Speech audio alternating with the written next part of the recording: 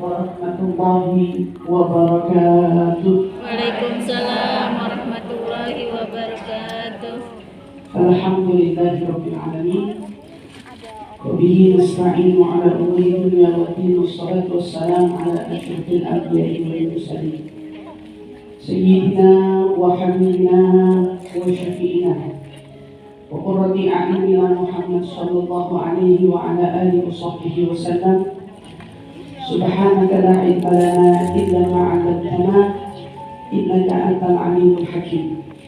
Rabbi zidna ilma warzuqna fahma. Amin ya rabbal alamin. Allahumma inna nas'aluka ilman laduni wa nashra safiyan haniya wa hafiyan ghani. Allahumma inna nas'aluka ilman laduni wa nashra safiyan haniya wa hafiyan ghani. Allahumma inna nas'aluka ilman laduni wa nashra safiyan haniya wa hafiyan ghani. Alhamdulillah. Limpahan syukur bersama kita panjatkan kehadirat Allah Subhanahu wa taala yang telah mengumpulkan kita di waktu ini, di mana semua yang datang bukan karena panggilan manusia, tetapi semua yang datang adalah panggilan Dia, di mana yang menuntun setiap jiwa yang ingin kembali kepadanya. Dan alhamdulillah hari ini beserta semua yang hadir adalah peserta-peserta yang tentu telah dipilih olehnya untuk menjadi jiwa-jiwa yang hari ini belajar untuk bagaimana menemukan pintu menuju kepadanya. Setiap dari kita yang hidup selama ini pasti seringkali bertanya-tanya, kemana arah hidup?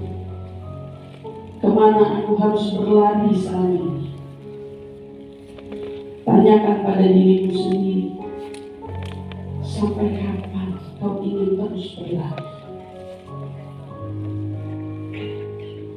Dan memang setiap manusia akan terus berlari. Lari dari kenyataan. Makanya di situ Allah ajarkan kita menerima semua ketetapan. Karena lari dari kenyataan hanya semakin membuat diri kita terluka. Lari dari kenyataan hanya semakin membuat kita jatuh ke dalam jurang yang tak pernah ada ujungnya. Setiap hari kita merasa kita jauh, tertinggal, tetapi kita tidak tahu sebetul-betulnya apa yang membuat kita tertinggal. Bila rombongan kafilah yang menuju Allah tetap terus berjalan menuju kepadanya, maka coba sama-sama tanyakan pada diri kita, kita ikut rombongan yang mana? Kita naik dan ikut kafilah yang mana? Apa jalan kita sudah benar? Atau mungkin jalan kita hari ini sama tersesatnya seperti mereka yang ada di tengah gurun sahabat? Maka kita coba lihat, kita yang hari ini belajar ingin keluar dari tempat di mana kita merasa jatuh, terpuruk, terluka, tersakiti, terzalimi, apapun itu. Ketahuilah, Allah telah ajarkan kemana sepatutnya kita berlari selama ini. Allah katakan di dalam firman-Nya, "Fafirru ilallah." Kalau kamu mau lari dari luka, dari kecewa, dari rasa sakit, dari rasa di mana mungkin kau merasa menjadi orang yang paling terzalimi, jangan pernah lari kecuali hanya kepada Allah Subhanahu wa Ta'ala. Kata Allah, fafiru ilallah. Kalau kamu ingin lari, larilah. Tapi lari kepadanya. Jangan lari selain daripadanya. Jangan lari dari masalah. Jangan lari dari dosa. Jangan lari dari luka. Jangan lari dari semua hal yang kau hadapi dalam hidup ini. Larilah, tapi hanya kepadanya. Larilah, hanya menuju pintunya. Larilah untuk kau terus berlangkah menuju pada keridhaannya. Itu yang Allah ajarkan kepada kita. Namun banyak dari kita hari ini terus bertanya-tanya kemana arah hidupku harus melangkah. Padahal Al-Quran yang kita jadikan sebagai pedoman hidup telah mengajarkan dan menuntun kita semua kemana seharusnya kaki ini melangkah. Pilihan apa yang seharusnya menjadi pilihan hidup kita semua. Maka bila ditanya, apa yang kita butuhkan dalam hidup? Kau butuh tahu jalan menuju Tuhan.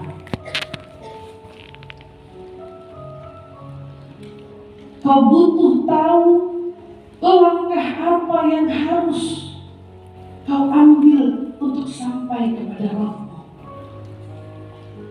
Yang mana banyak hari ini dari kita merasa sudah berjalan di jalannya, tetapi seringkali ternyata boleh jadi jalan itu tidak tepat arusnya. Kita merasa sudah mengikuti satu kafilah yang mengatasnamakan dia berjalan menuju tujuan, yaitu ridho ilahi, ridhonya Allah Subhanahu wa Ta'ala. Namun ternyata kafilah yang membawa kita pun tidak benar-benar tahu jalan menuju Allah Subhanahu wa Ta'ala. Disinilah kita ingin belajar. Yang berjalan bukan lagi kaki, tetapi yang berjalan adalah jiwa menuju penciptanya, Allah Subhanahu wa Ta'ala. Maka para ulama rahimahullah wa nafa'na bihi wa bi'ulumi fid dharain amin, beliau mengajarkan kepada kita tentang cara menuju kepadanya. Langkah apa yang harus kita ambil saat kita ingin menuju kepadanya?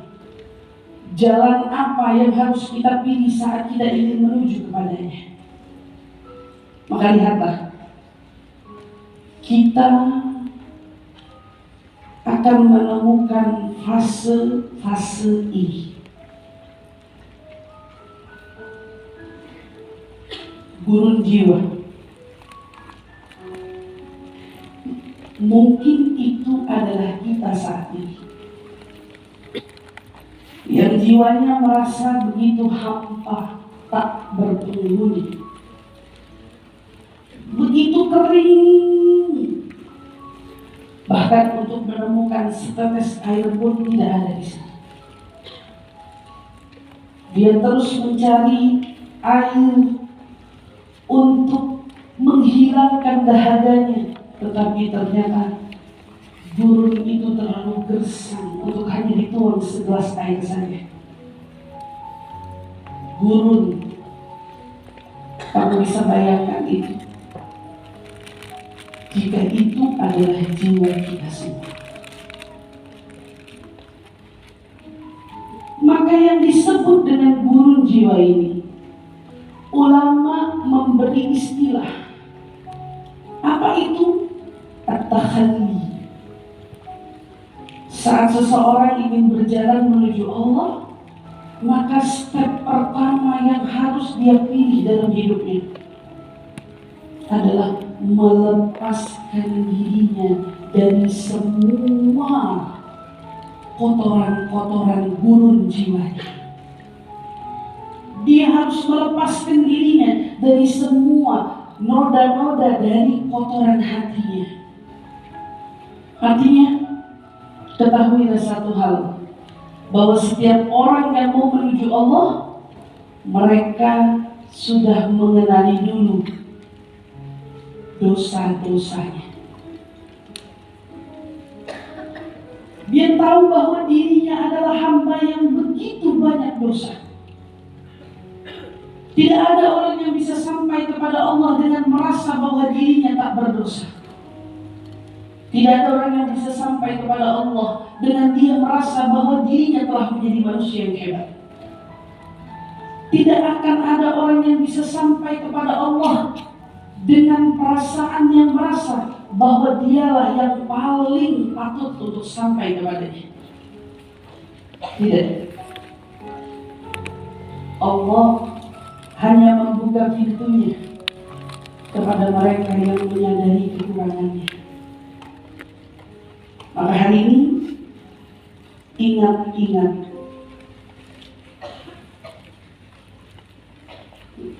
kotoran jiwa apa yang masih melekat di hati kita semua.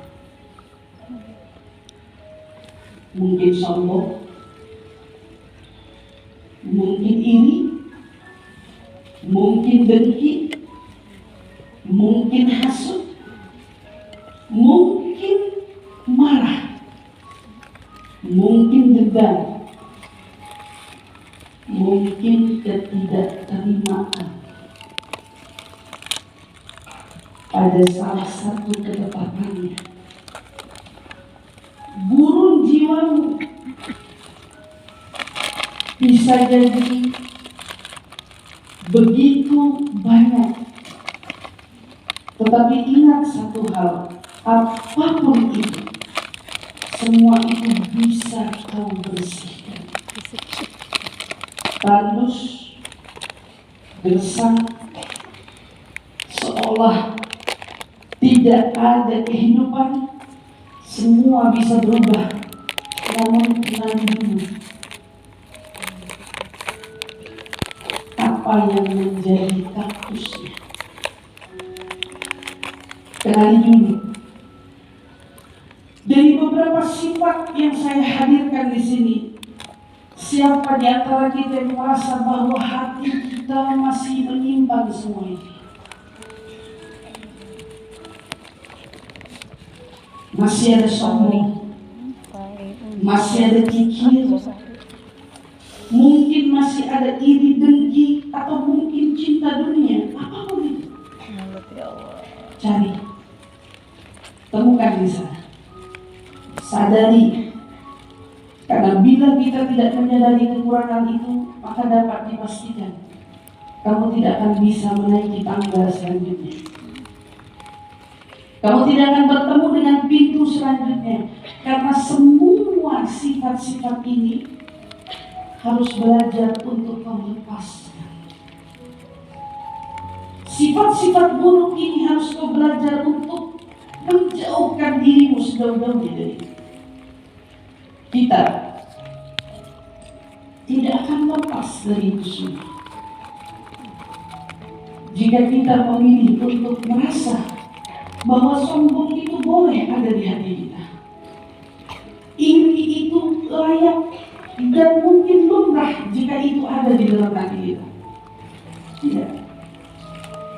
Saat kita mau menuju kepada Allah, saat kita betul-betul ingin sampai kepada ridhonya Allah, maka satu langkah pertama yang harus kita pilih adalah kenali kekurangan dirimu sendiri.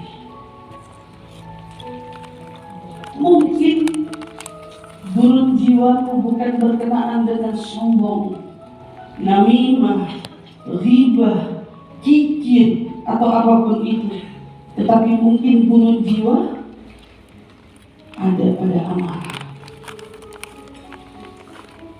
Marahmu pada takdir,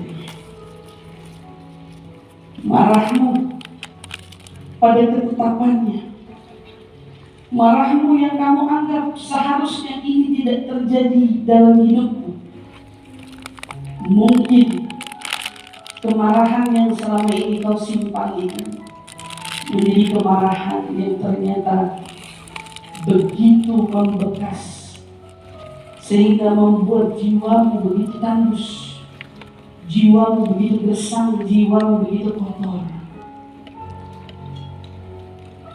Maka di sini kita mau belajar melepaskan dengki, kesombongan, cinta dunia, lebih-lebih tentang amarah yang mungkin selama ini menetap di hati kita, tetapi kita tidak benar-benar membuat kotoran ini jauh dari lubuk jiwa kita. Sementara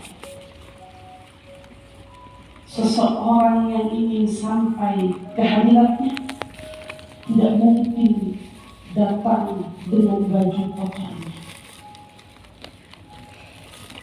Saya mau tanya, hari ini yang hadir acara di sini, ada nggak yang pakai baju kemarin?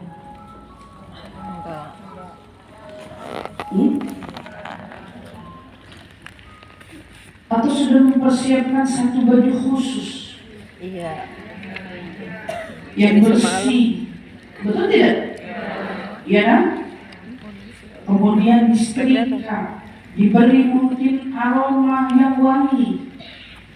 Untuk apa? Untuk mempersiapkan diri menuju satu titik lokasi yang kita anggap di situ tempat yang tidak layak kau kenakan pakaian kotor di situ. Berbeda saat kamu ingin masuk ke dapur, berbeda saat kamu ingin pergi ke pasar. Berbeda. Kenapa?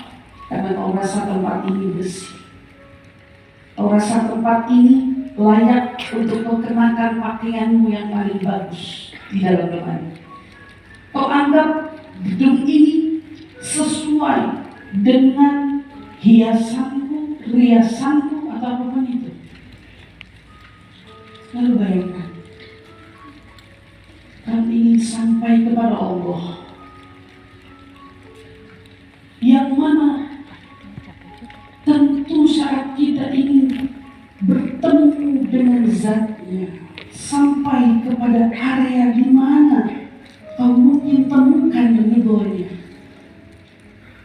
Apa mungkin kau biarkan pakaian jiwamu kotor? Pakaian jiwamu lusuh tanpa ada aroma wangi di sana? Rasanya mustahil.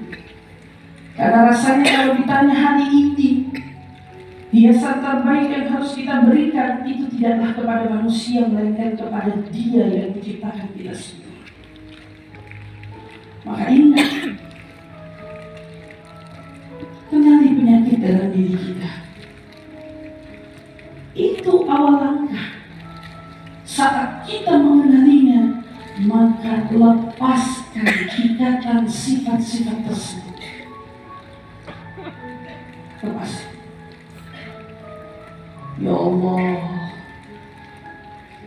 maaf bila selama ini ku izinkan kesombongan menetap di jiwaku ini. Maaf ya Allah bila selama ini ku izinkan dengki menetap dalam jiwaku ini. Maaf ya Allah bila amarah ku izinkan selama ini singgah atau menetap dalam hatiku dan jiwaku ini. Dengan apa? Tentu dengan bertaubat.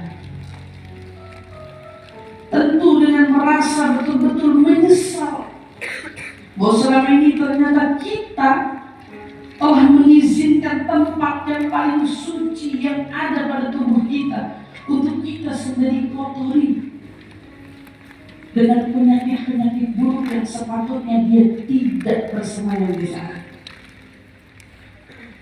Kita yang mengizinkan sombong itu ada, maka kita juga yang sepatutnya membiarkan dan melepaskan diri kita dari kesombongan itu sendiri.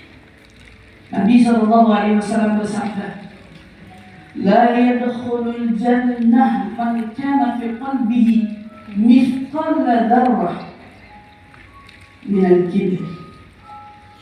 Tidak akan masuk ke dalam surga seseorang yang di hatinya ditemukan ada mithqal.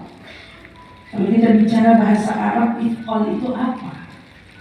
Mithqal itu dari saking tidak ada artinya, bahkan gram pun gak bisa digramkan. Lalu mithqal itu apa? Mithqal itu seperti matahari yang sedang menyorot pada titik tertentu, kemudian kau akan temukan ada yang berterbangan.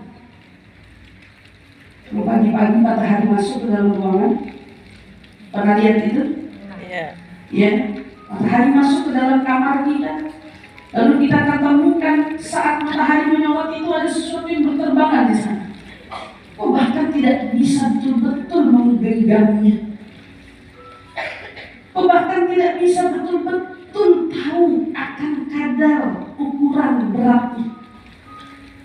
Tapi Nabi menekankan kepada kita, tidak akan diperkenankan seseorang masuk ke dalam surga jika di hatinya terselip seberat mithqal dari sifat kesombongan. Karena sombong hanya miliknya, dan hanya dia satu-satunya zat yang diperkenankan untuk sombong. Adapun kita, saat kita ingin mendekat kepadanya, maka buang kesombongan itu dari dalam lubuk hati kita. Buang kesombongan kita sebagai hamba di hadapan Dia Sang Pencipta. Betapa kita sebagai manusia harus tahu satu hal, bahwa Allah menciptakan kita dengan satu perangkat yang kita harus sama-sama tahu. Wa khuliqal insanu dha'ifa. Manusia diciptakan beserta dengan kelemahannya. Dan memang manusia diciptakan untuk lemah. Hari ini jika kita merasa lemah, kau lemah untuk siapa? Kau lemah pada apa? Kau boleh lemah. Satu, lemah di hadapannya. Lemah pada ketetapannya. Saat kita berhadapan dengan semua yang telah Dia rangkai untuk kita, lemahlah. Mengadulah kepadanya, mengibarlah dirimu padanya, mengakulah bahwa kita manusia yang lemah itu di hadapannya. Iya, Allah memang menciptakan kita lemah. Lemah tak berdaya di hadapannya, bukan di hadapan manusia, bukan di hadapan takdirmu, bukan di hadapan semua luka-luka pilu dari masa lalu. Kau tidak didesain untuk lemah di situ. Wanita yang begitu mudah menumpahkan air mata, kau patut bersyukur karena rasa yang muncul pada hatimu yang begitu berperasa. Dengan mudahnya kau menumpahkan air mata memberi satu tanda bahwa hatimu lembut, selembut sutra, bahkan lebih dari itu. Tapi air matamu tidak didesain untuk tumpah karena kau menangisi suamimu yang tidak ideal. Air matamu tidak didesain untuk tumpah karena kau menangisi nasib hidupmu yang begitu pilu. Karena ternyata Allah memberi kita satu pelajaran berharga, bahwa di atas yang hari ini terluka, ada yang lebih terluka. Dan Allah tidak mengajarkan kita untuk hanya fokus pada luka kita, tetapi Allah tuntun dan bimbing kita, lihatlah luka orang lain, agar kau menyadari bahwa lukamu tidak seberapa. Karena ternyata saat kita hari ini menangis, pada mungkin perjalanan hidup yang kita temukan di sana, ada masalah, ada derita, ada air mata, ketetapan demi ketetapan yang menjadi proses hidupmu dan yang menjadikanmu sampai pada titik hari ini. Ya. Bila kau ingat, hatimu akan berpikir, kenapa dulu aku kecil seperti ini? Kenapa aku harus tidak merasakan pelukan ibuku di kala itu? Kenapa aku tidak merasakan pelukan ayahku di masa itu? Kenapa harus ada ingatan tiru yang harus ingat di hari ini tentang masa lalu? Pedih rasanya. Tapi dia mengingatkanmu bahwa ternyata di balik yang hari ini merasa pedih, Allah menguatkan kakimu. Dia menguatkan jiwamu. Dia membuatmu berdiri dengan tegarnya, sehingga kau menjadi wanita yang begitu mandiri. Kau menjadi wanita yang begitu bersahabat dengan semua situasi. Dia menjadikanmu wanita yang tidak mudah goyah di tengah terpaan-terpaan badai rumah tangga. Kau lupa bahwa semua proses itu adalah hakikatnya rasa syukur yang harus kau panjatkan kepadanya. Pada saat ini, kalau kau tanya, adakah masalah pahit bagiku? Ada.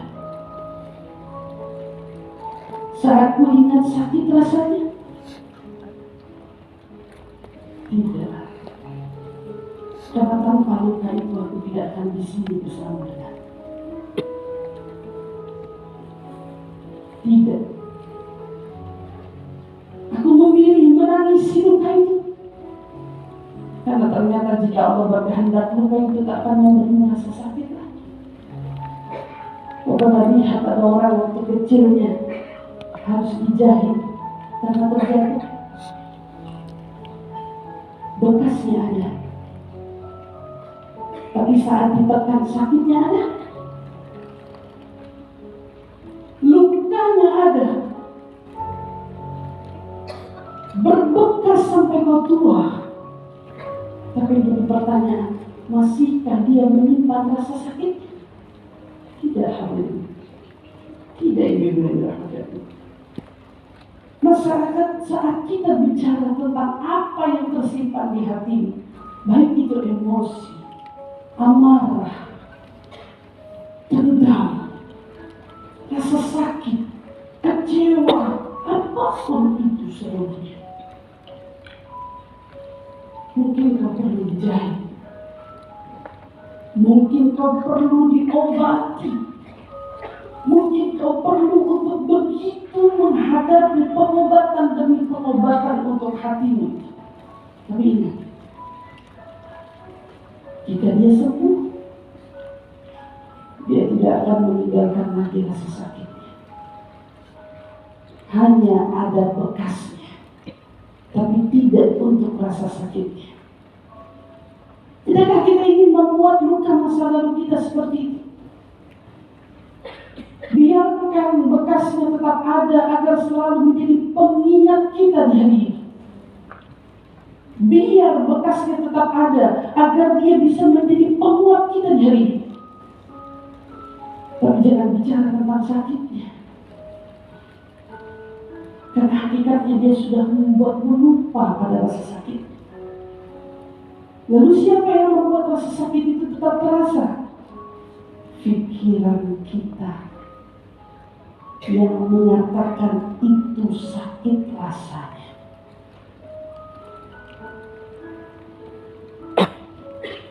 Itu sakit rasanya, perih rasanya, pedih rasanya. Di mana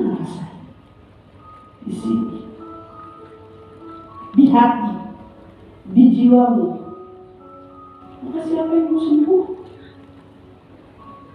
Lepaskan dirimu dari semua sakit itu.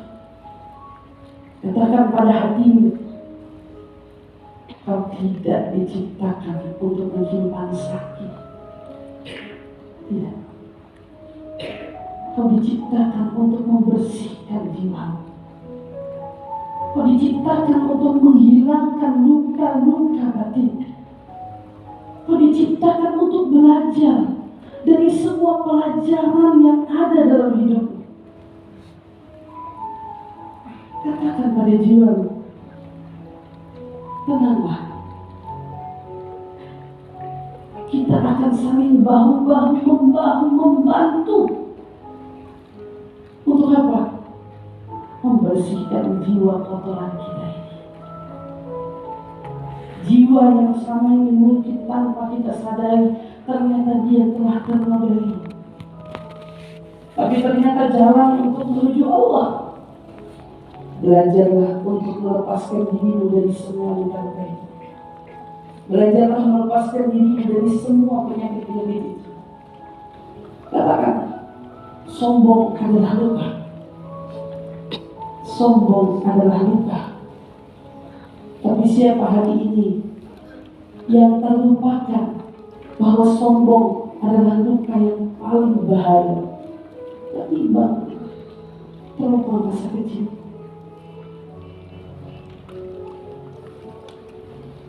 Ini lebih berbahaya bagi jiwamu ketimbang dengan kejadian-kejadian di masa lalu. Itu penyakit yang paling perlu kau waspadai, dan yang perlu hari ini kita belajar untuk obati. Sombong, iri, dengki, dan semua itu dengan apa? Ternyata Allah jadikan obatnya dengan taubat. Maka bila kau tanya, obat hati, obat jiwa, taubat. Taubat dari semua kesalahan yang selama itu izinkan semua luka dan penyakit singgah. Kemarin kau hanya tidak mengerti. Kemarin kau hanya tidak paham. Makanya sampai hari ini lukanya seolah masih bertahan. Kotoran yang seolah sulit untuk dilepaskan. Ya, mungkin baju putihmu dari jiwamu itu selama ini terlalu melekat pada noda-nodanya.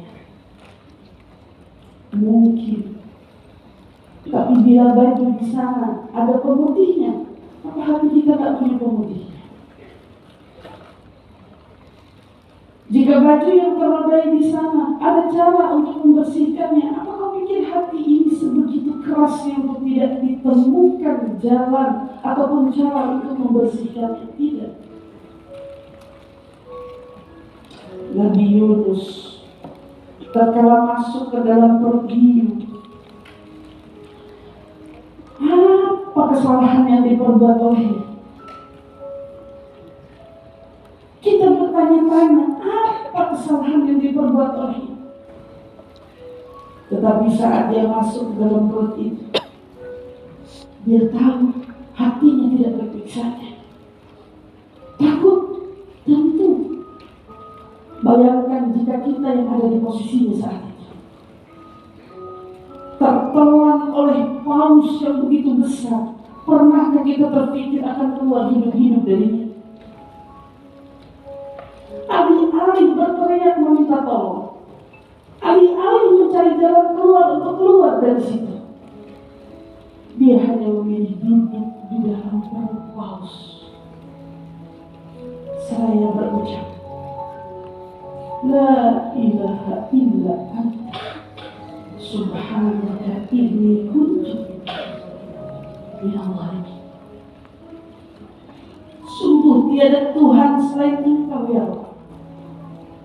Maha suci Engkau ya Rabb. Inni kuntu minadh dhalimin. Saya telah berbuat zalim pada diriku sendiri.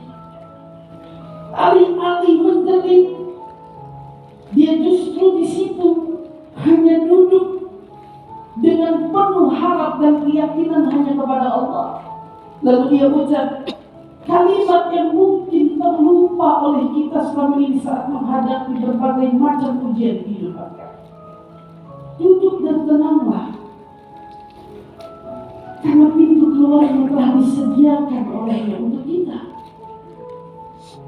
Saat kita hari ini dibenturkan oleh emosi kesombongan, kedengkian, atau apapun itu dari sifat-sifat buruk lainnya, apa yang kau khawatirkan? Apabila dia tidak akan menjalankan tugasnya selaku Tuhan, tidak. Dia akan melakukan tugasnya selaku yang menciptakan kita dan yang telah menjanjikan banyak hal untuk kita. Allah akan mengatur semua kejadian yang ada. Hari ini ada orang yang melukai. Apa yang membuatmu repot memikirkan tentang luka itu, sementara Allah katakan, aku bersama dengan orang yang sabar. Aku akan menjadi pendamping, teman bagi mereka yang memilih jalan kesabaran. Apa yang kau ingin pikirkan jika ternyata Allah yang ingin mendampingi sendiri proses sulit itu? Dia bilang sabar. Dia tidak bilang lupakan. Dia bilang tenang. Karena dia sendiri yang ingin mengatur semuanya.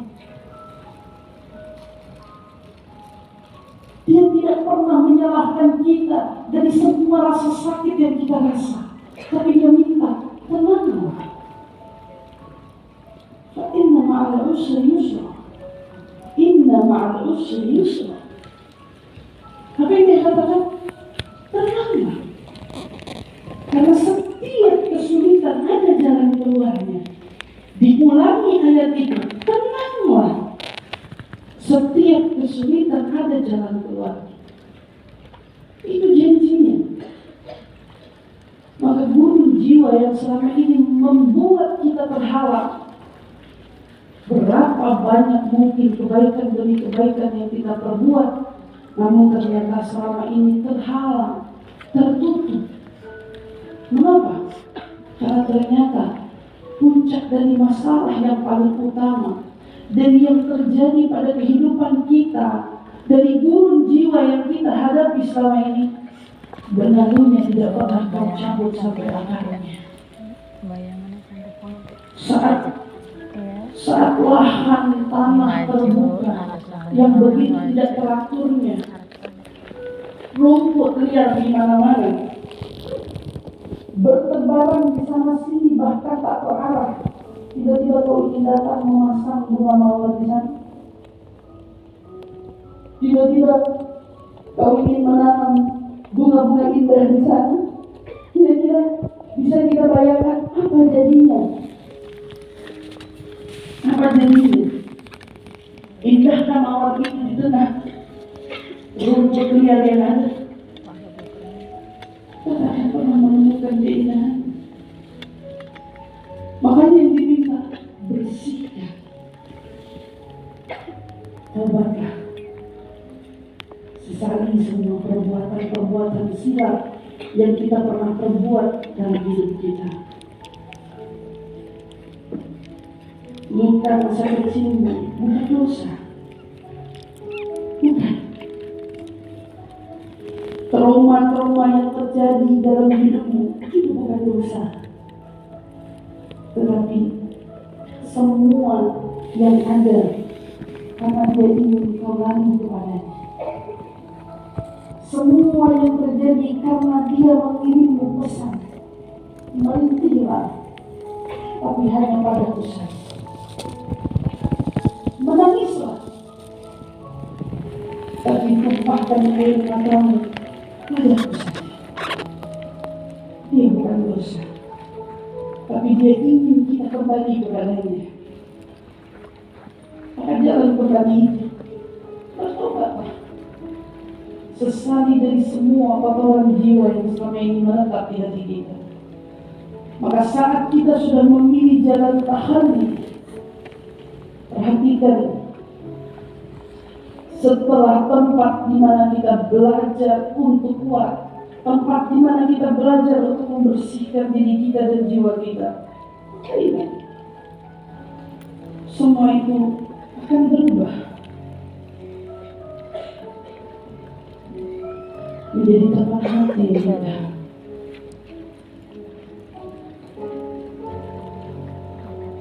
Taman tidak bisa kau bentuk indahnya bila rumput liarnya tidak kau tebang di sana.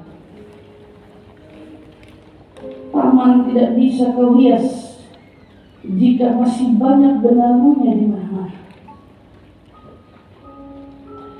Saat kamu sudah melalui proses tahalli, kau bersihkan dan lepaskan jiwamu dari hubud dunia atau mungkin sifat-sifat lainnya yang menetap di hati, kemarahan, emosi, ataupun itu tentang luka dari masa lalumu. Bersih.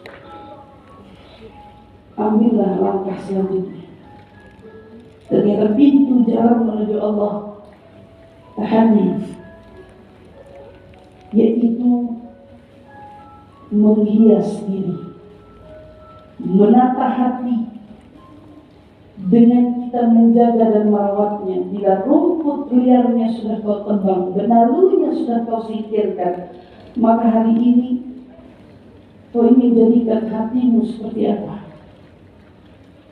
Maka ulama ingatin sama kita, jadikan hatimu seperti umpamanya itu sebuah taman, taman yang indah, yang kau hiasi di sana dengan keindahan-keindahan ibadah.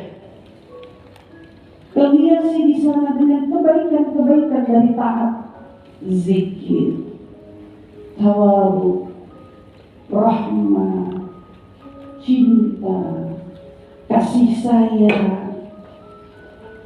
Karena semua itu saat kau mulai menumbuhkannya di sana, kau perlu tetap terus jaga tamanmu dari hama-hama yang merusaknya. Tidak mudah menumbuhkan mawar, tidak mudah menumbuhkan bunga-bunga baik, bagus, indah lainnya. Tidak. Kau perlu jaga bunga yang kau lihat indah hari ini, bukan bunga liar. Tidak ada bunga liar, yang ada bunga yang terjaga, terawat, karena pemiliknya ingin bunga itu tumbuh. Mereka ingin bunga itu mekar. Maka saat kita ingin hati kita bersih, kau perlu menjaganya, kau perlu merawatnya. Apa yang ingin kau tumbuhkan di sana? Cinta. Kau kira cinta akan datang begitu saja? Seperti kata-kata orang hari ini yang berkata, cinta itu tidak bisa ditebak-tebak. Cinta itu bisa datang kapan saja. Iya, dia bisa datang kapan saja. Dan ingat, dia juga bisa pergi kapan saja. Cinta bisa datang kapan saja, tapi dia bisa pergi kapan saja. Saat kau jatuh cinta dengan pasanganmu dalam rumah tangga, jika kau tak jaga, cinta itu akan pudar dengan sendiri. Saat kau cinta dengan pasangan, temanmu, sahabatmu, kau bilang kau cinta, kau sayang padanya, namun bila itu tidak kau jaga, maka semua juga akan pudar. Semua butuh dijaga. Tidak beda dengan hatimu dan hatiku semua. Hati kita perlu dijaga. Jika ada dari kita merasa sifat tawadhu itu mulia, kalau kau ingin tawadhu menjadi bunganya, jaga. Punya hati yang diiringi dengan sifat merendah di hadapan Allah Subhanahu wa Ta'ala. Bukan merendah kepada makhluk, bukan merendah kepada manusia, tetapi merendah kepada Dia Zat yang Maha Kuasa. Saya ingin punya sifat tawadhu, karena orang yang pastinya tidak sombong pasti dia punya sifat tawadhu.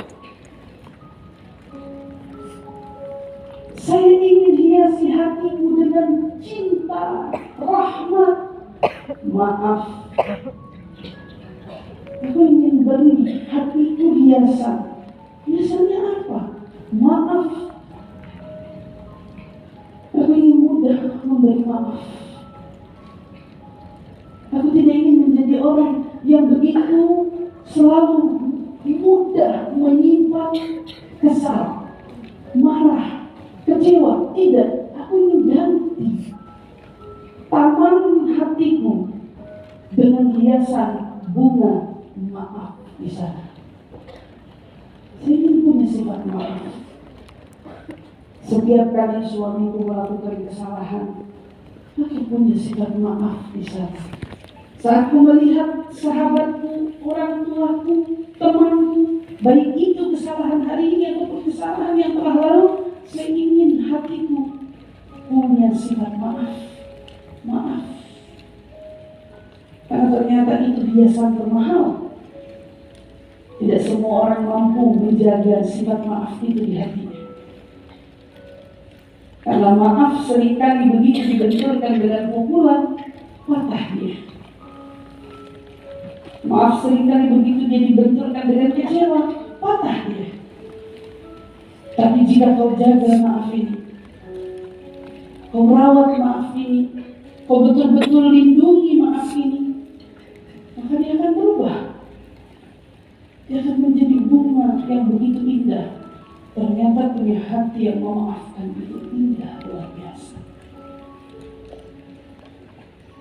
Apalagi bila setiap kita memulai hari atau ingin menutup mata kita di waktu malam,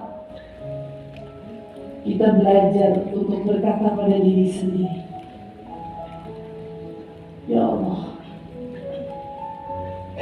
maafkan kesalahanku di hari ini. Baik dari kesalahan yang pernah aku perbuat, yang sudah aku perbuat, ataupun kesalahan yang mungkin akan aku perbuat. Maaf ya Allah. Bila aku belum bisa betul-betul menjadi hamba-Mu yang Kau harap. Maaf ya Rasulullah. Bila aku belum betul-betul bisa menjadi umat-Mu yang Kau banggakan. Maaf pada diriku sendiri. Jika aku tak bertanggung jawab pada mata, jika aku tak bertanggung jawab pada lisan, jika aku tak bertanggung jawab pada hati, jika aku tak bertanggung jawab pada tubuhku ini, pada jiwaku, pada rohku, apapun itu, sampaikan permohonan maafku pada kakimu yang mungkin lupa untuk Kau terima kasih, pada matamu yang mungkin terlupa untuk Kau terima kasih, pada akalmu yang mungkin lupa untuk Kau terima kasih. Mintalah maaf. Maaf. Terkesan hanya 4 kata, 4 huruf maaf. Tetapi ternyata 4 huruf ini yang menjadi sebab pemicu kenapa hari ini banyak orang yang terus-menerus merasa terluka. Terus-menerus seolah masih menyimpan emosi yang tersisa. Kenapa? Karena sulitnya ternyata mempraktekkan 4 huruf ini. Maaf. Sulit. Pada saat kita ingin berhias, apa yang ingin dihias? Bukan baju, bukan wajahmu lagi. Ini bukan tentang penampilanmu, tetapi ini tentang ruang di mana Allah memandang hati. Bukankah Allah sebagaimana yang dikatakan oleh Nabi kita, Allah tidak melihat penampilanmu. Apapun yang hari ini orang ingin katakan kepada kita karena penampilan kita, apa peduli kita dengan kata-kata? Orang yang ingin mencemooh kita dengan penampilan kita, apa peduli kata-katanya? Yang seharusnya menjadi peduli kita, pedulilah kepada penampilan hatimu, karena di situ tempat Allah memandang. Apa yang ingin kau hias di sana? Rahmat, cinta, maaf, kasih sayang. Apalagi mungkin di sana juga ingin kau letakkan sifat-sifat mulia dari budi pekerti Nabi besar Muhammad SAW. Al-Amin, jujur. Apalagi yang ingin kau hias? Aku ingin punya hati yang syukur. Syukur pada semua yang Allah berikan. Karena hari ini banyak manusia yang begitu perhatian dengan nikmat orang lain, sampai-sampai lupa melihat nikmat yang ada pada dirinya sendiri. Terlalu peduli dengan sesuatu yang belum dimiliki, sampai-sampai lupa mensyukuri nikmat yang sudah membuatmu memiliki sesuatu hari ini. Sibuk tentang nikmat-nikmat yang mungkin yang menjadi khayalan dan pikiranmu, sampai membuatmu lupa ada nikmat-nikmat lain yang telah Allah hadirkan dalam hidup kita selama ini. Mahal betul sifat syukur ini. Tapi seringkali kita temukan Allah menyinggung di dalam Al-Quran, wa qalilun min ibadiy syakur. Kata Allah, katakan sedikit hambaku yang tahu caranya bersyukur. Kami berdoa, Allahumma ja'alni minal qalil. Ya Allah, jadikan aku kelompok yang sedikit itu. Dan ternyata apa yang terjadi dengan problem-problem orang dalam hidupnya hari ini? Karena mereka tidak tahu rasa syukur. Mereka yang hari ini menangisi rumah tangganya, menangisi keadaan hidupnya, menangisi ekonominya, atau menangisi apapun yang hari ini sedang dihadapi dalam hidupnya. Satu, mungkin mereka tidak tahu rasa syukur. Syukur yang Nabi sudah ingatkan kepada kita, bahwa wanita pentingnya untuk menguasai rasa syukur. Karena ternyata kata Nabi, kutemukan banyak daripada wanita yang masuk ke dalam neraka bukan karena tentang mulutnya atau mungkin kesalahannya, tapi hanya karena kesalahan yang diperbuat oleh tidak tahu rasa syukur. Jika itu sudah menjadi peringatan dari Nabi, ayo jadilah wanita yang memilih untuk aku ingin belajar untuk syukur. Aku ingin hiasi hatiku dengan syukur. Apapun yang selama ini telah Allah berikan kepadaku, mana yang belum kusyukuri, belajarlah bersyukur hari ini. Saat kau lihat suamimu tidak seperti yang kau harap, pandang betul, tatap betul, lalu katakan kepada Allah, ya Allah, di sana ada wanita yang sedang menangisi nasibnya karena mereka tidak bersuami. Ini kan bukan suami. Lalu bersyukurlah kepada Allah karena Dia memilihmu menjadi wanita yang bersuami. Saat kita mungkin berdoa berharap, ya Allah, kapan kau anugerahkan aku keturunan? Di tengah orang-orang yang hari ini sedang sibuk kelimpungan bagaimana membesarkan anak-anak, mungkin ada baiknya Allah belum memberiku momongan, belum memberiku keturunan. Karena ternyata hari ini di sana banyak yang sedang kebingungan bagaimana cara membesarkan anak-anak mereka. Begitu juga sebaliknya.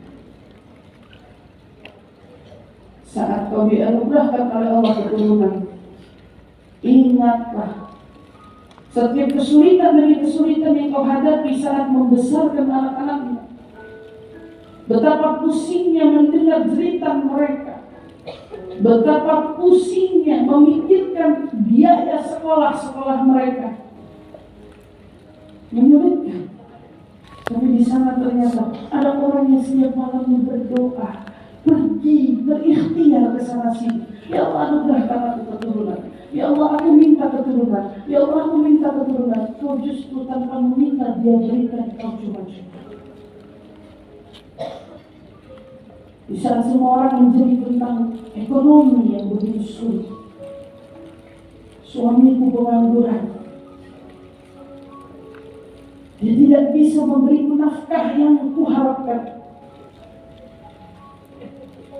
Karena Allah mengajarkan kita sanuni walau bih. Dalam hadis bersih, mintalah padaku walau hanya garam di dapurmu. Ada istri yang hari ini menganggap rezeki hanya karena suaminya yang pandai mencari rezeki. Kamu salah besar. Rezekimu bukan karena suamimu yang pandai, bukan karena suamimu yang punya pekerjaan yang begitu baik. Tidak. Rezekimu telah tercatat oleh dengan sebegitu rapinya. Dia telah mengatur berapa jatahmu saat suamimu tidak bisa menghasilkan. Bukankah Allah yang menjamin rezeki? Allah menjamin.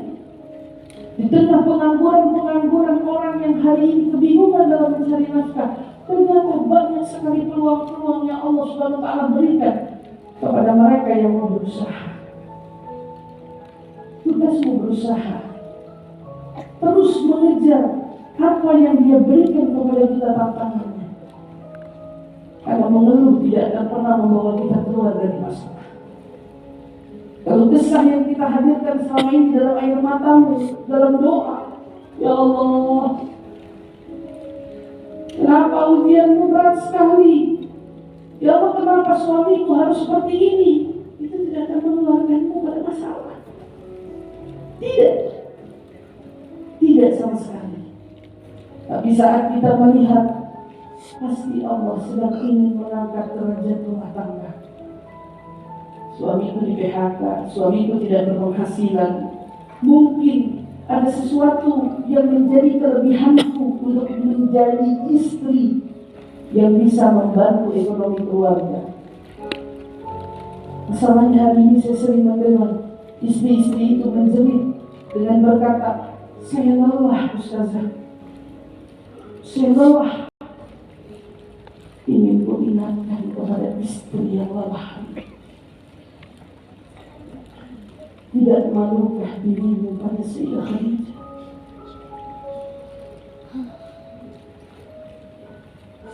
Tidak malukah dirimu pada Sayyidah Khadijah? Di usianya yang sedang tidak muda lagi, dia menjadi wanita yang begitu semangatnya dalam berjuang menghidupkan rumah tangganya dengan hidupnya sudah tidak semewah dulu. Hidupnya sudah tidak seperti orang-orang yang ceritakan tentang Khadijah, wanita bangsawan yang dipenuhi dengan kemewahan dan kemegahan, menjadi incaran seluruh pria-pria ternama karena tahu akan betapa pandainya dia dalam berbisnis kala itu. Kalau kau bicara tentang wanita berkarir, Khadijah, Ummahatul Mukminin, dia sudah lebih dulu berkarir. Apa dia menjerit di balik air matanya, ya Allah, aku letih sekali terus-menerus harus seperti ini. Dengarkan air mata Khadijah. Menjelang akhir hayatnya Khadijah, dengan setia dia tetap menemani sang suami dalam perjuangan. Nabi sedang tertidur di pangkuannya. saat bercengkrama dan Nabi tertidur dalam puasnya, dipandangi oleh Khadijah wajah Nabi kita Muhammad. Dia tahu waktunya tidak lama lagi. Dia tahu tubuhnya sudah tidak sekuat dulu. Dia tahu waktu yang dia miliki tidak akan banyak lagi. Ditatap wajah suaminya dengan penuh cinta, sehingga membuat air matanya terjatuh, menetes di pipi Nabi Muhammad. Sang suami terbangun melihat istrinya yang sedang menangis. Nabi berkata kepada Khadijah, "Adakah kau menyesal menikahiku, wahai Khadijah? Kau wanita bangsawan, kau wanita ternama, kau begitu berjaya, tapi saat kau menikah denganku kau hanya menjadi wanita biasa. Menyesalkah kau menikah denganku, wahai Khadijah? Hartamu harus habis karena kau membantuku untuk berjuang demi agama ini." Dengan wajah teduh, dengan ketegarannya, dengarkan jawaban Khadijah. Duhai suamiku, duhai suamiku, tidak pernah terpikirkan olehku menyesal menikah denganmu. Tidak. Aku tidak pernah menyesal menikah denganmu, wahai Muhammad. Tidak. Yang ku sesali, kenapa hartaku tidak lebih banyak dari ini? Kenapa hartaku tidak lebih banyak dari ini?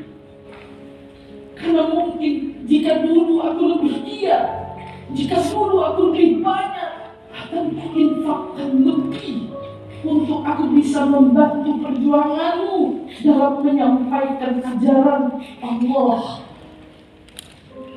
kepada seluruh umat yang ada di dunia ini.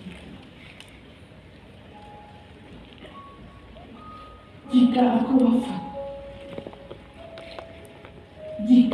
wafat, lalu kau ingin kebumikanku, tiba-tiba setelah tubuhku menjadi tulang belulang, di tengah perjuanganmu yang semakin sulit, wahai Muhammad, kau harus merakit sampan. Jika tulangku bisa kau rakit untuk sampan, rakitlah sampanmu dengan tulangku ini. Atau mungkin jika tulangku punya harga, juallah tulangku ini agar bisa membantu perjuanganmu, wahai suamiku. Hai para wanita yang lelah karena menjadi tulang punggung keluarga, atau menjadi wanita yang harus mencari nafkah karena mungkin suamimu tidak bisa menafkahi. Saat kau merasa lelah, tidak manukah kau pada Khadijah yang justru begitu kuatnya dan begitu hebatnya dia memiliki hati yang sangat besar. Kelemahan wanita bukan karena dia yang harus menjadi tulang punggung keluarga, tetapi justru di situ nilai titik balik kehebatan seorang wanita.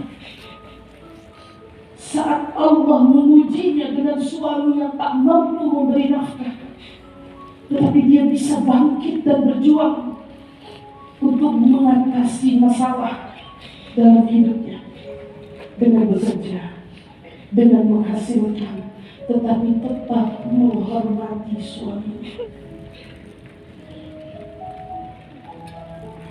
Kelelahanmu akan berbayar dengan nilai yang tak terhingga di surga. Sebagaimana Allah beri balasan kepada Khadijah akan sabarnya, kuatnya dalam menghadapi ujian dalam hidupnya. Saat kau malu, dan mengingat betapa kita belum seberapa dengan Khadijah, mungkin itu akan menjadi obat bagi ucapan yang selama ini kau anggap dengan mudah terucap, aku lelah ya Allah. Menjadi istri yang harus terus bekerja mencari nafkah. Hiasi hatimu dengan apa yang dihiasi oleh hatinya Khadijah. Hiasi hatimu dengan hati yang dihiasi oleh hati Fatimah. Hiasi hatimu dengan hati yang dihiasi oleh hati Asia. Hiasi hatimu dengan hati yang dihiasi oleh Maryam binti Imran. Mereka adalah wanita-wanita panutan kita semua. Pada saat kita merasa hati ini ingin kuhias, berhiaslah dengan cara mereka menghias hati. Hiasi hatimu dengan Fatimah menghias hati. Hiasi hatimu dengan Khadijah menghias hatinya. Hiasi hatimu dengan Maryam menghias hatinya. Hiasi hatimu dengan Asia menghias hatinya. Saat kau mampu menghias, rasakan hatimu berbeda. Dia tak lagi menjadi gurun. Dia sudah menjadi taman yang indah, taman yang harum, taman yang begitu nikmat terasa. Maka wajar bila hari ini ada orang merasa hati gundah, tapi di sana ada orang yang justru dengan tenangnya duduk merasakan ketenangan dalam jiwanya. Mereka hidup di dunia yang sama, mungkin menghadapi persoalan hidup yang kurang lebihnya sama, tetapi yang satu hatinya merasa gundah, tetapi yang satu hatinya diiringi dengan damai. Bukan ujiannya yang berbeda. Ini tentang hatinya. Apakah hatinya buruk atau hatinya taman? Karena saat hatinya menjadi taman, dia akan menjadi hati yang begitu lapang dalam menerima semuanya. Dia jaga, dia rawat. Dengan apa? Menuntut ilmu, belajar. Ini adalah perjalanan hati. Bagaimana memupuk syukur, bagaimana memupuk cinta, bagaimana memupuk maaf.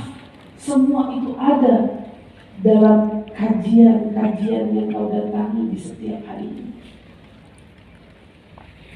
Maka saat ada orang yang berkata, aku ingin melepaskan diriku dari belenggu luka, belenggu dosa, belenggu maksiat, belenggu sifat-sifat sombong dan lain sebagainya. Ingat, kau ingin melepaskannya. Aku ingin hias hatimu dengan maaf. Aku ingin hias hatimu dengan cinta. Kau ingin hias hatimu? Di mana? Di mana kau menghiasnya? Dan di mana kau membuat kekurangan? Nanti di sini. Di sana tempatnya. Seluruh dosa dengan mudahnya Allah gugurkan, dan di sana yang selalu dijanjikan oleh Allah turunnya rahmat. Pupuk yang membuat tawaduk menjadi tumbuh, kasih sayang menjadi tumbuh, maaf menjadi tumbuh, rasa syukur menjadi tumbuh. Tanpa itu semua, kau tidak akan mampu menumbuhkannya kembali, karena kau tidak punya pupuknya. Kau tidak punya airnya, karena airnya ada padanya, pupuknya ada padanya. Maka saat Allah tumbuhkan rasa syukur di hatimu, Allah berarti menginginkan kebaikan itu. Saat Allah sudah mulai membuatmu tersadarkan oleh dosa-dosa, Allah sedang memilihmu dan Dia menginginkan kebaikan kepadamu. Maka sifat-sifat dari kebaikan ini bisa terhiasi saat kau duduk dari taman-taman surganya Allah Subhanahu wa Ta'ala. Belajar apa? Kau menjaga pikiran dengan prasangka baik. Semua itu tidak ada ilmu otodidaknya. Tidak ada. Al-mar'u la yuladu 'aliman. Seseorang tidak lahir tiba-tiba berilmu, tidak. semuanya butuh belajar. Maka saat harinya ada orang bertanya bagaimana cara mengobati obatnya adalah belajar, belajar di dalam mengasah kemampuanmu. Dengan apa? Menjaga pikiranmu dari semua godaan-godaan yang mengganggu perasaan kamu. Istiqomah. Ada orang bertanya, Ustaz, bagaimana caranya agar aku bisa istiqomah? Bagaimana caranya agar aku bisa beristiqomah? Satu, pilih satu kebaikan yang ingin kau tekuni, maka fokuslah pada kebaikannya. Satu kebaikan ingin kau tekuni, fokuslah dirimu pada kebaikan itu, maka kau akan istiqomah. Tapi saat hari ini kita ingin melakukan kebaikan, tapi kita campur semuanya. Aku ingin ini, aku ingin ini, aku juga ingin ini, aku juga mau ini. Ujung-ujungnya kamu gak dapat apa-apa. Tidak ada ibadah istiqomah yang benar-benar kamu perbuat karena kamu tidak benar-benar memilih di antara yang ada. Ilmu, kau butuh istiqomah. Zikir, kau butuh istiqomah. Dan kebaikan-kebaikan lain kau butuh istiqomah. Tanpa itu semua kau tidak akan merasakan efeknya apa-apa. Maka istiqomah itu kunci. Dan hari ini siapa dari kita yang ingin menghiasi dirinya dengan kebaikan, maka jangan pernah terlupa untuk mengamalkan kebaikan-kebaikan itu dengan kita menentukan satu kebaikan, lalu kita fokuskan diri kita di sana.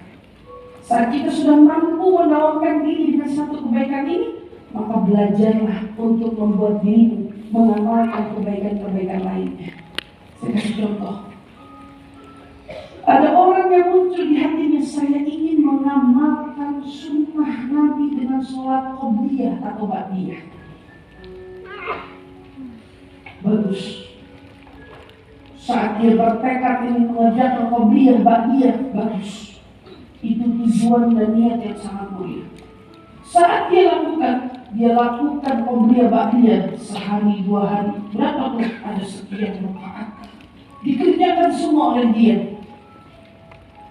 Saat itu belum pernah kau kerjakan, lalu tiba-tiba kau kerjakan, maka setan dengan mudah menghasut. Karena itu bukan kebiasaan. Lalu gimana caranya, Ustaz? Saya ingin menjadi orang yang mengamalkan qobliyah dan ba'diyah. Pilihlah mana yang lebih dulu ingin kau dawamkan.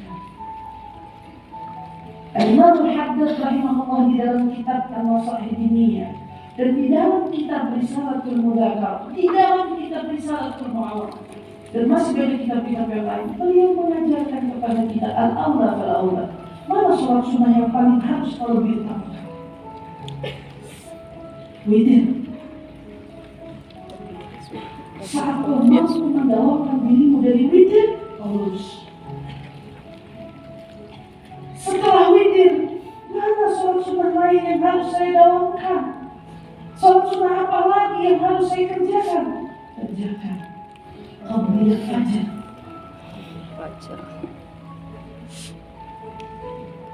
Setelah qobliyah fajar, mana sholat sunnah lagi yang harus aku dawamkan? Alhamdulillah, witir tidak pernah aku tinggal. Alhamdulillah, qobliyah fajar tidak pernah aku tinggal. Mana? Duha. Duha. Rasa syukur kita diawali dengan permulaan hari. Sedekah dari setiap sendi yang Allah anugerahkan kepada kita dari sholat duha. Berapa banyak kau ingin bekerja dari pagi sampai buta lagi waktu malam, tetapi kau terlupa untuk mengawali harimu dengan duha. Maka rezeki yang kau dapat tidak akan ada berkahnya. dua rakaat. Baru kemudian diri, aku ingin mengawali dengan qobliyah atau ba'diyah. Pilih mana yang lebih aula fal aula. Kasih tahu al aula fal aula. Ba'diyah isya.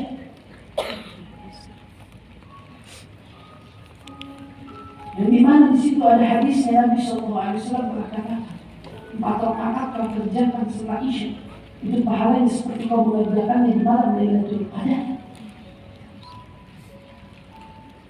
Menggaulkan dirimu step by step, itu baru dari amalan sholat sunnah. Maka saat itu kau akan merasakan, ya Allah, hidupku terprogres. Ada sesuatu yang berbeda. Setahun alhamdulillah aku berhasil mendapatkan duha. Setahun aku berhasil mendapatkan qobliyah subuh. Setahun aku berhasil mendapatkan ba'diyah isya. Apapun dari sunnah-sunnah lainnya, witir dan seterusnya. Pemilihan ibadah itu menentukan kamu mampu konsisten atau tidak. Dan saat kau ingin menghias, seseorang yang ingin menghias hatinya dengan taat, dengan kebaikan, dengan rahmat, dengan cinta, dengan kasih sayang, kau perlu mengawali dari satu-satu, bukan semua. Satu-satu. Itu yang akan menentukan kau berhasil atau tidak. Datangi majelis ilmu, duduk menyimak layaknya semua orang yang meninggal ini. Datang tanpa menggunakan jubah siapa dirimu ke majelis ilmu. Saat itu ilmu akan datang kepadamu, karena kau tidak lagi membawa siapa namanya. Apapun profesimu, siapapun di balik latar belakangmu, kau datang ke majelis ilmu, kau datang dengan aku ingin belajar, mengosongkan kotoran dari jiwaku, dan aku ingin belajar memupuk sifat-sifat baik dalam hati. Di majelis ilmu, saat kita bisa melakukan itu dan telah berhasil kita dawamkan dalam hidup kita, inilah langkah menuju Allah yang disebut oleh para ulama dengan istilah at-tajalli. Apa itu? Kau akan melihat segalanya dengan cahaya. Bila kemarin kau melihat gurun, kalau kemarin kau melihat gersang, anak gurun selalu identik dengan teriknya, panasnya, gersang, tapi berbeda dengan terangnya cahaya. Saat orang di hatinya telah berhasil terhiasi dengan keindahan-keindahan, maka apa yang akan terlihat pada dirimu akan nampak pada dirimu cahaya yang begitu indah, cahaya yang begitu luar biasa. Entah mengapa setiap kali kau melihat belahan manapun di dunia ini, kau akan selalu melihatnya dengan cahaya. Sini pasti ada yang suka hadir hadrah dengan saya. Hadir hadrah dengan saya. Saat kita mengawali hadrah, kita akan temukan ada pembukaan dengan kalimat La ilaha illallah, La ma'buda, La ilaha illallah, La mawjuda illallah. Ketiga, La ilaha illallah, La mashhuda illallah. Tidak Tuhan selain Allah. Level pertama kita akan bilang tidak ada Tuhan yang patut disembah selain Allah. Itu levelnya hati lagi belajar untuk dibenahi. Level itu kau masih berada di level iman. No. Level Islam. Nah, kamu ada di level Islam yang kamu lagi belajar bagaimana caranya mengukuhkan diri ini bahwa tiada yang patut disembah di dunia kecuali Allah. Apalagi meyakinkan dirinya bahwa sesembahannya kita yang memang terbaik Allah. Tidak ada sesembahan yang patut disembah melebihi Dia. La ma'budah. Pada saat kamu sudah belajar untuk menghias diri, kamu naik level la mawjuda illallah. Tidak ada yang ada kecuali itu semua datangnya dari Allah. La mawjuda illallah. Kamu nengok mobilmu, Allah yang kasih. Kamu lihat suamimu, Allah yang kasih. Kau lihat anak-anakmu, Allah yang kasih. Kenapa hatimu indah? Kau lihat sahabatmu, Allah yang kasih. Kau lihat rezekimu, Allah yang kasih. Kau lihat sehatmu, Allah yang kasih. Kau lihat sakitmu, kau bilang Allah yang kasih. La mawjuda illallah. Tetapi saat kau sudah pada titik tajalli di level ketiga, di mana hatimu telah bersih, ini adalah levelnya orang saleh. Levelnya mereka yang memang dekat kepada Allah. Mereka yang betul-betul telah menyusuri jalan kesalehan, jalan kebaikan. Maka apa yang dikatakan la masyhuda illallah. Tidak ada yang kusaksikan dimanapun kecuali aku menyaksikan Allah. Ini kata-kata gak sembarangan. Tidak ada yang kusaksikan kecuali aku menyaksikan Allah. Ini level ihsan, di mana setiap kali dia melihat sesuatu, Allah, Allah. Dimanapun dia berpijak, Allah, Allah. Dia akan temukan semua kejadian, keadaan, bahkan apapun yang dia temukan dalam hidupnya, Allah, Allah. Allah di situ. La muharrik la mukawwin. Tidak ada yang menggerakkan dan tidak ada yang menciptakan ini semua kecuali Dia. Maka kemanapun kau melangkah dan berpijak, kau akan temukan Dia di sana. Kau memandang bukan lagi dengan matamu, tapi kau memandang dengan cahayanya. Kau mendengar bukan lagi dengan telingamu, tapi kau mendengar dengan cahayanya. Kau merasa bukan lagi karena hatimu, tapi kau merasakan dengan cahayanya. Di mana tempat kau berpijak, kau akan menemukan di mana-mana ada Dia di sana. Kau lihat bahkan angin yang berhembus, semua itu tidak akan berhembus kecuali karena Dia yang menghembuskannya untukmu di sana. Kau tidak akan merasakan ada apapun rasa yang kau rasakan dalam hidupmu kecuali kau lihat di sana Allah lah yang membuatmu merasakan ini semua. La masyhuda illallah. Orang kalau sudah sampai di titik ini, dia melihat bukan lagi dengan matanya, merasa bukan lagi dengan merasa akan perasaannya, tetapi semua yang dia lihat dan dia dengar dan dia rasa semua adalah dengan cahaya. Jiwanya akan merasa cukup.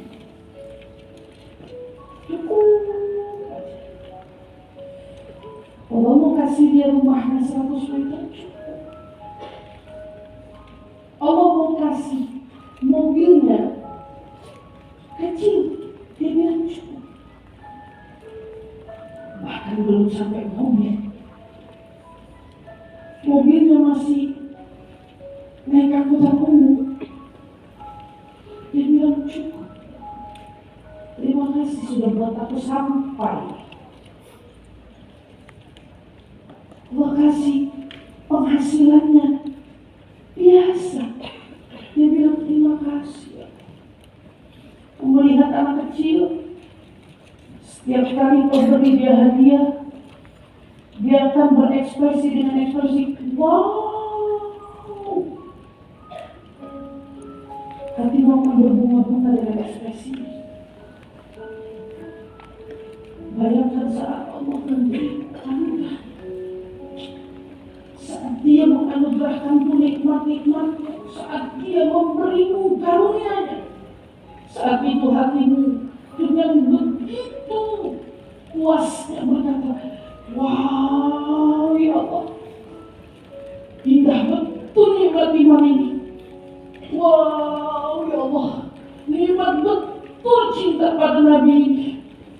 Wow ya Allah, nikmat betul cinta pada suami ini. Ya Allah, nikmat betul rasa cinta pada cucuku, anakku, sahabatku, teman-temanku. Wow, karena semua itu karunia-Nya, karena semua itu anugerahnya. Wow, senang betul hati ini dengan kehadiran-Mu ya Allah. Bisa kau bayangkan saat itu betapa Allah merasa puasnya melihat Dia yang menganugerahkanmu karunia-Nya itu, kau sambut dengan rasa ungkapan yang luar biasa. Wow, ya Allah, ternyata cinta dengan cucu seperti ini, cinta dengan suami begini, cinta dengan anak begini. Wow, jiwamu cukup, bahkan lebih dari cukup. Kau tak boleh goyah, seberapapun arus menarikmu untuk lepas dari kafilah ini. Kau tak akan boleh goyah. Seberapapun orang yang terus meyakinkanmu kau berada di jalan yang salah, kau tak akan goyah. Seberapapun orang berkata, ngapain ngaji terus, ngapain segini-gininya sampai belajar untuk ilmu, ngapain, kau tak akan goyah. Kau tak akan berpikir dua kali, bahkan dengan mudahnya kau akan menjawab, ini adalah kesenangan.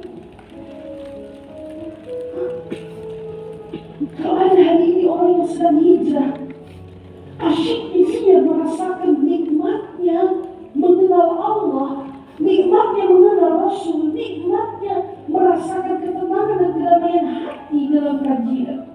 Hei, kalau ada temannya yang datang, kamu nih jangan gini-gini amat tuh. Kamu nih ngapain sampai segini-segini? Kenapa? Katakan pada mereka, mulai hari ini adalah kesenangan. Dulu aku senang berjalan bersamamu, senang menikmati kenikmatan duniawi bersama denganmu. Aku senang, tak menafikan itu. Tapi ternyata mengenal Allah jauh lebih senang. Mengenal Rasulullah jauh lebih senang. Mengenal Khadijah bintu Khuwailid jauh lebih senang. Mengenal Fatimah bintu Muhammad jauh lebih senang. Mengenal akan kekurangan diri jauh lebih menyenangkan. Mengenal akan pentingnya melakukan taat jauh lebih menyenangkan. Ya, dulu aku senang berjalan di mall dengan, tapi saat aku merasakan nikmatnya duduk di kajian, ternyata aku lebih merasakan senang. Ya, dulu aku pergi berjalan-jalan dengan kalian, aku senang. Tetapi hari ini saat aku ternyata merasakan nikmatnya mendengarkan tausiah nasihat, hal itu jauh lebih senang. Jauh. Kau tak goyah. Seberapapun mereka berusaha menarikmu, mengajakmu untuk kau tertinggal, terlepas, kau tak akan goyah. Tidak. Karena ternyata yang merasakan kenikmatan jauh lebih nikmat daripada yang sebelumnya merasa. Ternyata ingat Allah lebih enak. Mengingat Rasulullah jauh lebih nikmat. Dekat dengan Allah jauh lebih menyenangkan daripada hanya dekat dengan manusia biasa. Subhanallah.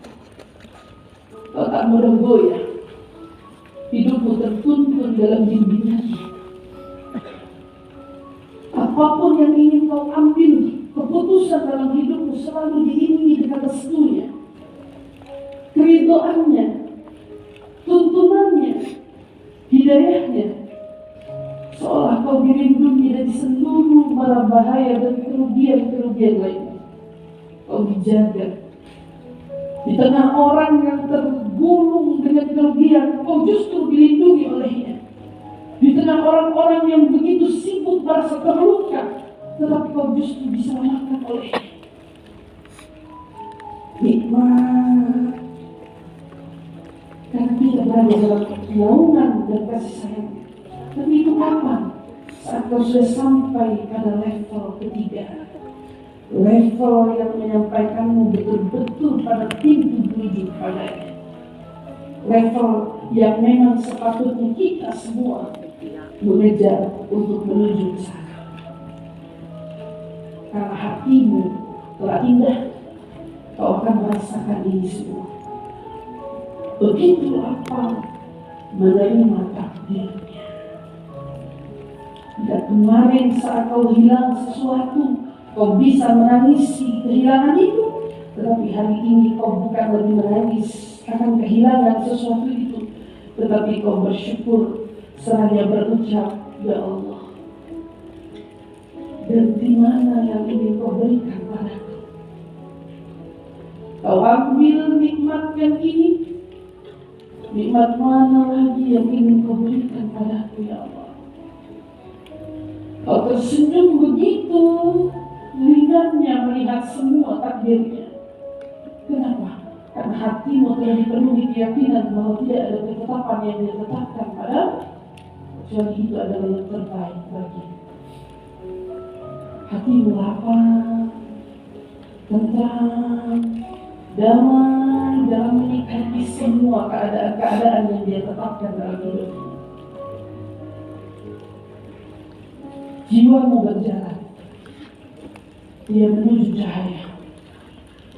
Tapi ingat, ini bukan seperti perjalanan Nabi saat dia melakukan perjalanan Isra dan Mi'raj. Perjalanan ini tidak ada yang instan. Perjalanan ini butuh kesabaran, tekad, ketulusan, kejujuran, bahkan keberanian menghadapi semua tantangan-tantangan yang ada. Dengan apa? Berani mengeluarkan sombong dari hati, berani mengeluarkan dengki dari hati, berani mengeluarkan amarah dari hati,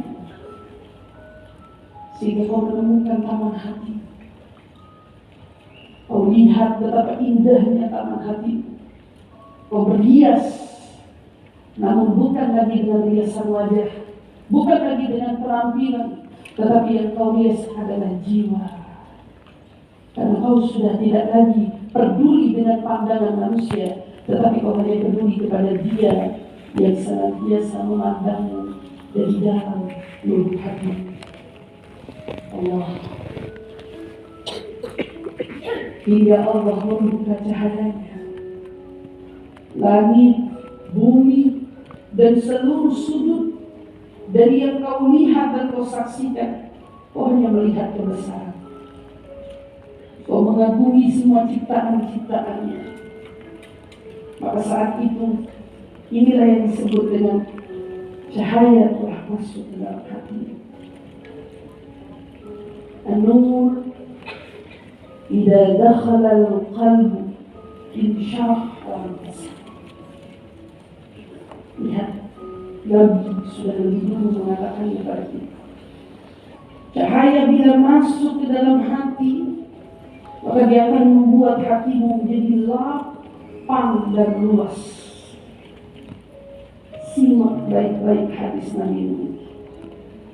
Innan nur idza dakhala al-qalb insyarah al-jasad. Cahaya bila sudah masuk ke dalam hatimu, maka hatimu akan berubah menjadi hati yang lapang dan juga luas. Sahabat bertanya, "Fahal lidzalika min alamah?" Wahai Rasul, apakah ada tanda-tandanya bahwa hati yang telah kemasukan cahaya ini, hati yang luas dan lapang ini, apakah punya ciri-cirinya? Rasulullah menjawab, qala alaihi salatu wassalam, at-tajafi 'an daril ghurur wal inabah ila daril khulud wal isti'dad lil maut qabla nuzuli. Perhatikan jawaban Nabi sallallahu alaihi wasallam. Seseorang jika hatinya telah masuk cahaya ke dalamnya, maka yang akan terlihat, maka dia akan menjauhi tempat yang penuh dengan rituan. Tajafi antara ruh. Dia sudah tidak peduli lagi dengan dunia. Dulu asyik, dulu dia rasakan dunia itu begitu penting, tetapi entah mengapa saat cahaya itu telah masuk, dunia baginya tak lagi berarti. Dia melihat dunia itu kecil, tak bernilai. Dia lihat dunia itu seolah tidak menjadi prioritas utama bagi hidupnya. Dia tahu ini hanya tempat sementara. Dia mulai sadar bahwa mencari dunia mati-matian tanpa membawa diri kita mengingat kepada Allah hanya sia-sia saja. Dia mulai sadar. Maka hari itu hatinya mulai mengabaikan dunianya. Maka itu tanda pertama hati seseorang telah dimasuki oleh cahaya. Kemudian wal inabah ila darul khulud, maka dia akan bersandar ke tempat yang abadi, yaitu akhirat. Yang dia kejar sesuatu yang membawanya sampai kepada hal yang abadi. Duduk di tempat seperti ini, abadi atau tidak? Abadi atau tidak? Pahalanya akan tetap ada. Dan tempat ini akan menjadi saksi kita. Dan bayangkan, dia tidak hanya bersaksi saat kita nanti telah tiada. Di akhirat tidak. Dikatakan saat seseorang meninggal dunia, maka tempat yang dulu dia pernah beribadah di sana akan turut menangisi kepergiannya. Kursimu yang kau duduki hari ini, gedung ini yang kau datangi hari ini, saat kau meninggalkan dunia ini akan menangis. Dan dia akan menjadi salah satu benda mati yang bersaksi kepada Allah. Ya Allah, bahwa fulana ibnu fulan dulu pada saat hidupnya tanggal 3 Agustus 2025 dia duduk bersimpuh mengingat dosanya, mengingat penciptanya, mengingat kelalaian-kelalaiannya. Kursi yang kau duduki ini akan menjadi saksimu dan yang akan menangisi kepergianmu, bahkan melebihi keluargamu yang menangisi kepergianmu. Inabah ila darul khulud.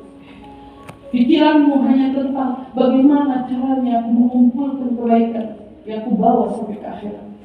Maka saat datang perasaan itu dan pikiran itu, maka ketahuilah cahaya telah menyapa hatimu. Wal isti'dad lil maut qabla nuzulih. Dan tanda yang ketiga, kau akan mempersiapkan kematian sebelum kematian itu tiba. Kau akan lebih mengumpulkan bekal akhiratmu daripada bekal dunia. Kau akan sibuk mengumpulkan ketaatan, karena kau tahu setiap dari kita pasti akan kembali kepadanya. Sibuk terus menerus kita akan mencari kebaikan, karena kita tahu setiap dari kita pasti akan berpulang kepadanya. Ketahuilah, saat pikiran itu telah hadir menyapa, itu tandanya cahayanya telah masuk ke dalam rahim jiwa. Jiwamu artinya dia menginginkan kebaikan untukmu. Saat dia menginginkan kebaikan untukmu, tahuilah kamu bahwa kau adalah salah satu hamba yang dicintainya. Sebagaimana dalam hadis qudsinya dia telah bersabda, Inna Allah Ta'ala qala man 'ada li waliyan faqad aadzantuhu bil harbi. Dia memulai hadis qudsi dengan mengingatkan kita, jangan sekali-sekali kau menjadi orang yang menyuarakan keributan dengan para kekasihnya. Jangan sekali-sekali kau membenci, memusuhi wali-wali Allah. Siapa wali-wali? Tentu orang yang sudah sampai pada derajat at-tajalli, yang sudah melihat dengan cahayanya, yang sudah merasakan dengan cahayanya dan mendengar dengan cahayanya, maka lihat hadis qudsi di mana Allah ingin memberitahukan kepada kita, wa ma tadarraba ilayya 'abdi bi syai'in ahabbu ilayya mimma aftaratuhu 'alaihi. Allah Subhanahu wa taala mengingatkan amalan-amalan yang Allah wajibkan kepada kita adalah amalan yang membawa diri kita untuk dekat kepadanya. Salat, puasa, zakat, haji, dengan kau kerjakan akan membawamu pada cintanya? Tidak. Saat kau sholat, kau hanya mendekat kepadanya. Saat kau zakat, kau mendekat kepadanya. Saat kau puasa, kau mendekat kepadanya. Saat kau haji, kau mendekat kepadanya. Lalu kapan dia cinta padanya? Wa ma zala 'abdi yatagarrabu ilayya binawafil hatta uhibbah. Saat kau sudah mulai mendawamkan dirimu pada sunnahnya, kata Allah, saat kau sudah mengerjakan sunnah kekasih, saat kau sudah mengenal tentang ajaran Nabi, saat kau sudah mulai tahajud, saat kau sudah mulai mengerjakan witir, saat kau sudah mulai duha, saat kau sudah mulai membaca sholawat kepadanya Nabi kita Muhammad SAW, saat kau mulai tidur menghadap ke kanan, saat kau mulai makan dengan tangan kananmu, duduk sebagaimana sunnah yang diajarkan oleh Nabimu, saat kau mengamalkan itu, lihatlah yang Allah katakan, amalan sunnah membawamu dekat kepadaku sampai membuatmu cinta